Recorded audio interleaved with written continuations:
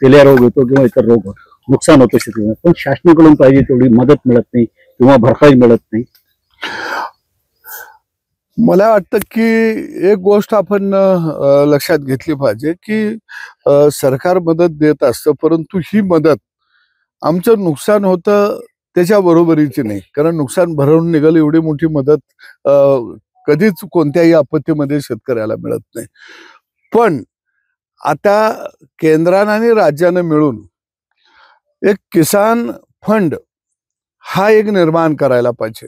ठीक आहे, आमच्याकडे किसान सन्मान योजनेच्या माध्यमातून पैसे शेतकऱ्याच्या खात्यावर येत आहेत. लाडकी बहिणीच्या माध्यमातून आता घराघरात पैसे यायला लागलेले आहेत.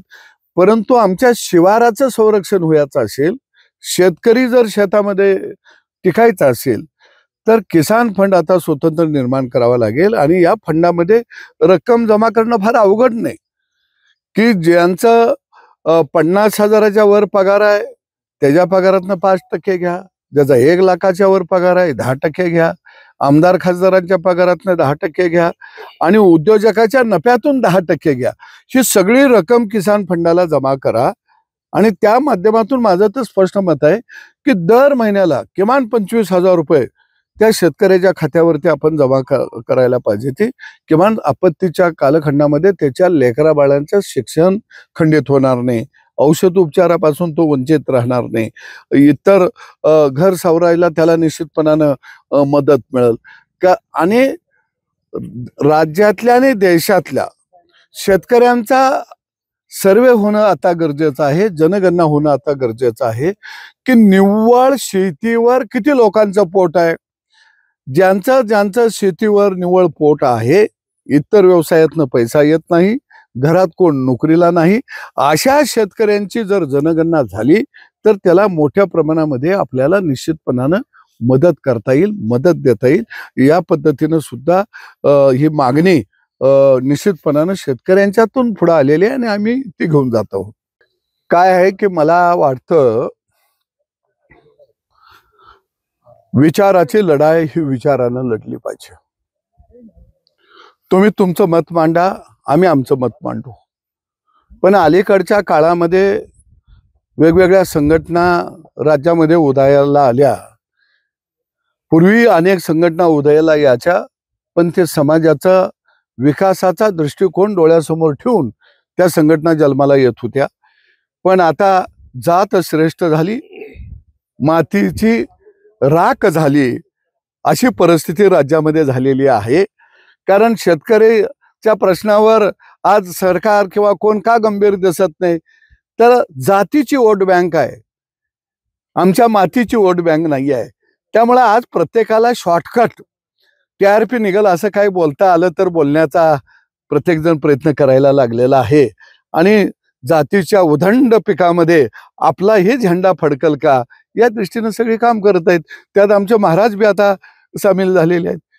खरं पाहिलं तर त्यांनी भागवद्गीतेचं ज्ञान सांगितलं पाहिजे. हरी विजय, पांडव प्रताप, शिवलीलामृत, तुकाराम चरित्र, तुकारामांची गाथा हे सांगितलं पाहिजे.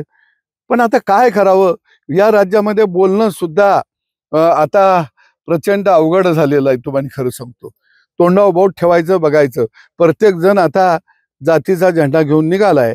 आता ZP जवळ आली, जिल्हा पंचायत समिती आल्या, आता सगळं जातीचं गडी निघतील. ती मुंबईच्या दिशेनं कोण निघतील, पुण्याच्या दिशेनं निघतील, सगळ्या उदंड पीक आलंय जातीला. ही एक गोभक्षक हेच मोठे दलाल आहेत.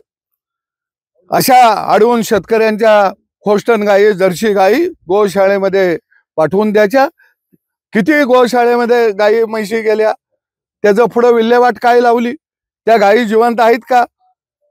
अहो, एका व्यापार मी पाहिलं या, हे गोरक्षकवाले टेम्पो भरला गायीचा की पुढच्या त्यांच्या कार्यकर्त्याला फोन लावतात, तो त्याच्या पुढच्या कार्यकर्त्याला फोन लावतो, एक जण पुन्हा पोलीस स्टेशनला फोन लावतो आणि सगळे मिळून त्याच्या मागे लागते. ती अरे तुम्हाला कामं धंदा आहेत का नाही?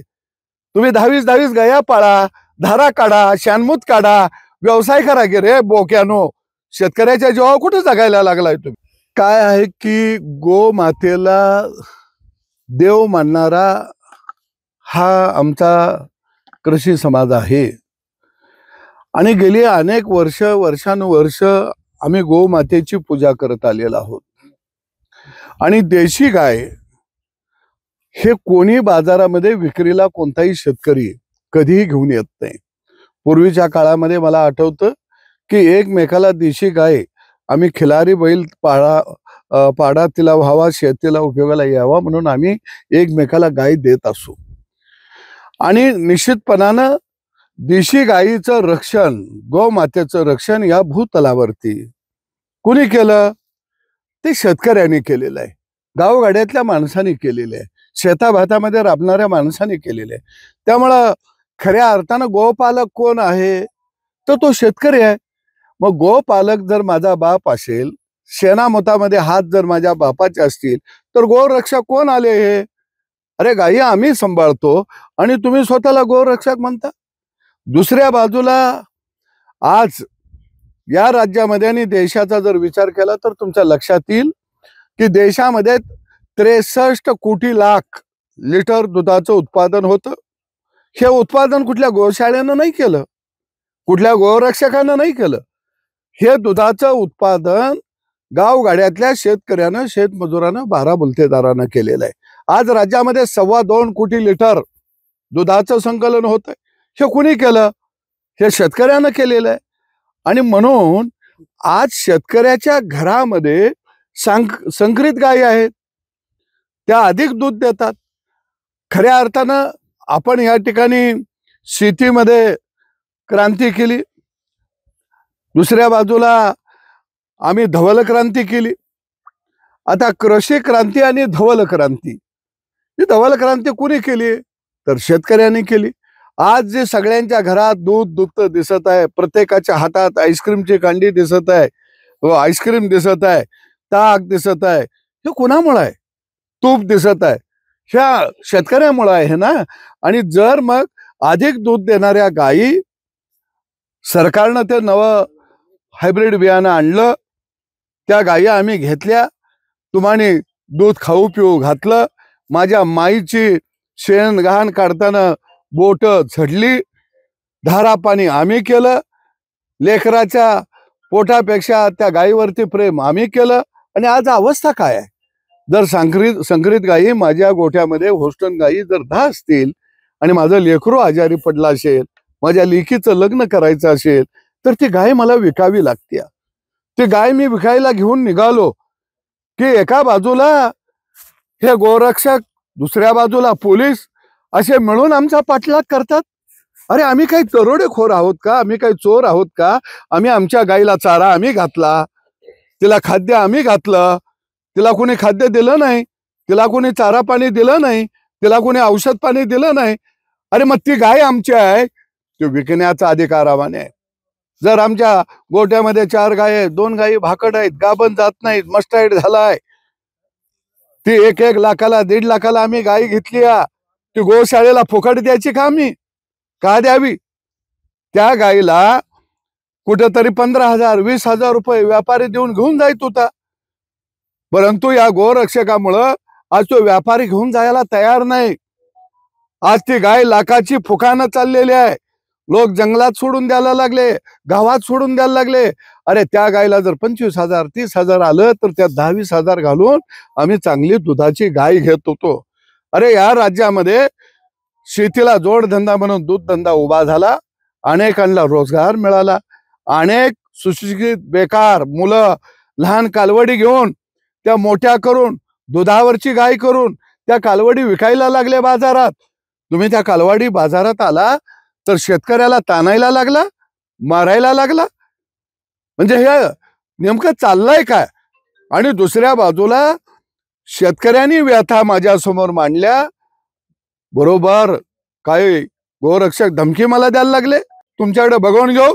अरे आम्ही शेतकऱ्याचे पोर आहे, नांगराचा फाळ आमच्या हातात आहे, तो फाळ तुमच्यात घातल्याशिवाय आम्ही राहणार नाही, तुम्ही शेतकऱ्याच्या नादाला लागू नका. आणि माझी आता सरकारकडे मागणी आहे, तुम्ही गोशाळेला अनुदान देता द्या, आता शेतकऱ्याला सुद्धा गायी म्हैशी पाळल्या म्हणून अनुदान द्या. आमची गोशाळा नाही, आम्ही 10 गायी 20 गायी 40 गायी 50 गायी आम्ही आमच्या गोठ्यावरती पाळतो. ते आमच्या गोशाळा नव्हेत का? आम्हाला तुम्ही गोशाळा म्हणून घोषित करत नाही? मला सरकारला विचारायचं आहे, या राज्यामध्ये 2.25 कोटी लिटर दूध आहे, ते काय गोशाळेचं आहे? 2.25 कोटी लाख लिटर दूध हे शेतकऱ्याचं आहे. कुठल्या गोशाळेवर तुम्ही शहरामध्ये दूध नाही पाजत, तुम्ही नाही शहराला दूध देऊ शकत. आणि म्हणून निश्चितपणानं अशा पद्धतीचा कोण जर गोभक्षक बनून माझ्या शेतकऱ्याच्या व्यवसायाच्या आड येत असेल तर निश्चितपणानं त्याचा बंदोबस्त केला जाईल. अरे आम्ही बी हिंदू आहे, आम्ही काय आभाळातनं पडलोय? आणि म्हणून निश्चितपणानं शेतकऱ्याच्या व्यवसाय गेले वर्षानुवर्ष चाललेला आहे. एक साखळी त्यानं निर्माण केली. का रे बाबा त्या साखळीत तुम्ही आडवं याला? एका बाजूला त्याचं खळं लुटायचं आणि आता दुसऱ्या बाजूला तुम्ही त्याचा धैर्य दुपत्याचा गोठा लुटायला लागला. एबीपी माझा, उघडा डोळे बघा नीट.